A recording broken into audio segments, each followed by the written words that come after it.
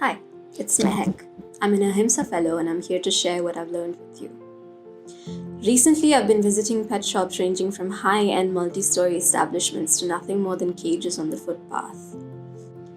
The issue of pet shops has been in the public eye for some time now, yet the situation remains dire. Let's take a deep dive into what we can do about it. Let's start with the basics. This is the Prevention of Cruelty to Animals Act 1960. It lays the groundwork for animal welfare in India and is very useful to know as it applies to all animals living in India aside from humans. The Prevention of Cruelty to Animals Pet Shop Rules of 2018 set the standard for care that must be provided to animals in the pet trade. This can range from the volume of the ventilation fans to the type of flooring utilized in cages. Being well versed in them is key to spotting violations as they are taking place in pet shops. The Wildlife Protection Act of 1972 is also key to know because when you walk into a pet shop, sometimes you find them selling species which are protected and are therefore illegally being sold. Stringent action can and has been taken against pet shop owners for engaging in these activities. The need for these rules to be properly implemented is dire. The physical and psychological effects of prolonged confinement have been noted in recent research. Animals suffering from stress and housed in such a manner are more susceptible to disease and injury. Pet shops have notoriously high mortality rates, even in developed nations. To illustrate, an industry representative in the United States stated that a 72% mortality rate over 6 weeks was normal. In my own visits, I found a shocking number of injured, diseased, or dead animals still present in the shops. This is a matter of life and death for these animals. During my visits, I found most shops to be in violation of these acts and rules. I witnessed birds in cages so crowded they had to hold on to the bars with their beaks and sleep. I saw puppies put into cages without any food or water and left for the whole day.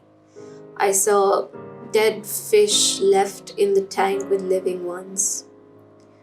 While a brilliant set of rules has been formulated and put in place, we must now address the implementation to ensure animal welfare. So what can you do? You can write a written complaint to the State Animal Welfare Board of your state about a non-compliant pet shop, thus requiring the local authority or Society for Prevention of Cruelty to Animals to investigate. It is best to include documentation of non-compliance through pictures and a comprehensive description of the issue. If the pet shop is found to be non-compliant, it will be given a show cause notice and the owner must respond within 15 days. If the board is not satisfied with the response or none is received, then the registration of the pet shop can be cancelled. However, if legal action is not the route for you, there are still things you can do to stop this.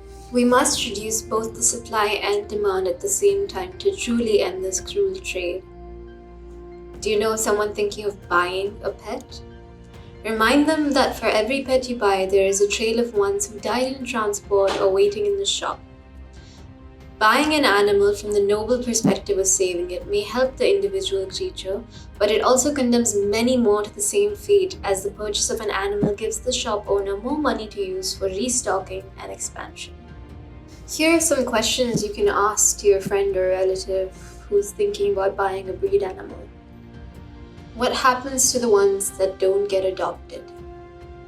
Why do certain breeds suffer from specific illnesses? Could it be the decades of inbreeding? Do you want a companion for life or an Insta-worthy pet? Do you think breed dogs or cats are more easily trainable than rescues? And if so, why?